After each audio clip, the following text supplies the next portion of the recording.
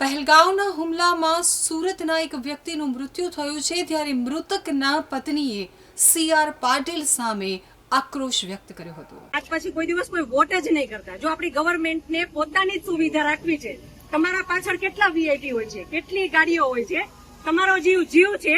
આ tax pay કરે છે એનો જીવ જીવ નથી। આ છોકરાઓનું શું, આનું ભવિષ્ય શું? આને ડોક્ટર બનાવી છે, આને એન્જિનિયર બનાવો છો, હું કઈ રીતે બનાવીશ?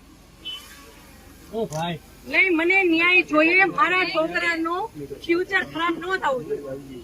આટલા વર્ષની સર્વિસમાં એને ટેક્સ તમે કટ કરીને તમે સેલરી આપો છો ને, અને ઉપર જતા અમે કઈ પણ વસ્તુ ખરીદીએ છીએ, ક્યાંય જઈએ છીએ, ફરીથી ટોલ ટેક્સ બધા ટેક્સ તમે અમારી પાસેથી લ્યો છો। તો મારા ઘરવાળાને જયારે જરૂર હતી ત્યારે કોઈ ફેસિલિટી નથી મળી। મને એનો ન્યાય જોઈએ। તમે લોકો અહીંયા જ રહ્યો, તમે કયો મને કે તમે શું કરશો એના માટે। આ એક નહીં, આના જેવા જેટલા ભાઈ બધા નિર્દોષ હતા, બધાને આવડા છોકરા હતા, કોઈ સિક્યુરિટી નહીં। આ બધું બની ગયું છે, છતાં નીચે જે મિલિટરી હતા એ લોકોને ખબર જ નથી કે ઉપર શું થયું છે। અમે અમારા કોન્ટેક્ટથી ફોન કરીને જાણ કરીને પોલીસને એમ્બ્યુલન્સ બોલાવી, ત્યારે મિલિટરી વાળાને ખબર પડી કે ઉપર આવું કંઈ થયું છે। પાછા તો એમ કે ફરવા ઝુલેવા આવ્યા। મિલિટરી વાળાએ એક કીધું હતું કે તમે લોકો ફરવા શું કામ આવો છો?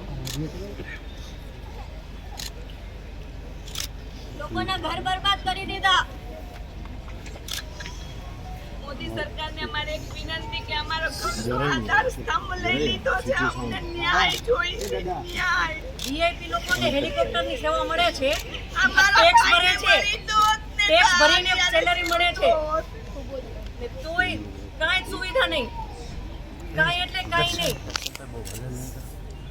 હેલિકોપ્ટર તો છોડો, કોઈ એમ્બ્યુલન્સ નહીં, કોઈ માણસ નહીં, કોઈ મિલિટરી નહીં, કોઈ ઓફિસર નહીં। આતંકવાદી આટલી સામે આવીને ગોળી મારી દેશે તો આપણી સરકાર કરે છે શું? અમે ત્યાં ફરવા ગયા તો અમે જ્યાં જોઈએ ને મિલિટરી, તો અમને એમ કે સારામાં સારી જગ્યા છે, સેફમાં સેફ જગ્યા છે।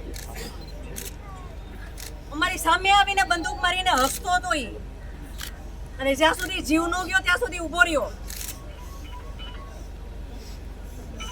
હિન્દુ ને મુસલમાનને અલગ કર્યા, મુસલમાનને કાંઈ ન કર્યું। જેટલા હિન્દુ પુરુષ હતા બધાને ગોળી મારી દીધી, બધાને અવડા છોકરા હતા, ઉભો હસતો હતો, જ્યાં સુધી જીવ ન ગયો ત્યાં સુધી ઉભો હસતો હતો।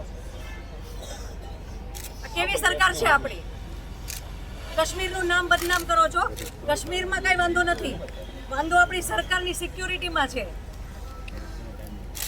આટલા ટુરિઝમ ત્યાં હતા ઉપર, એક મિલિટરી મેન નહીં, કોઈ પોલીસ મેન નહીં, કોઈ ફેસિલિટી નહીં, કાંઈ જ નહીં, કોઈ મેડિકલ કેમ્પ નહીં,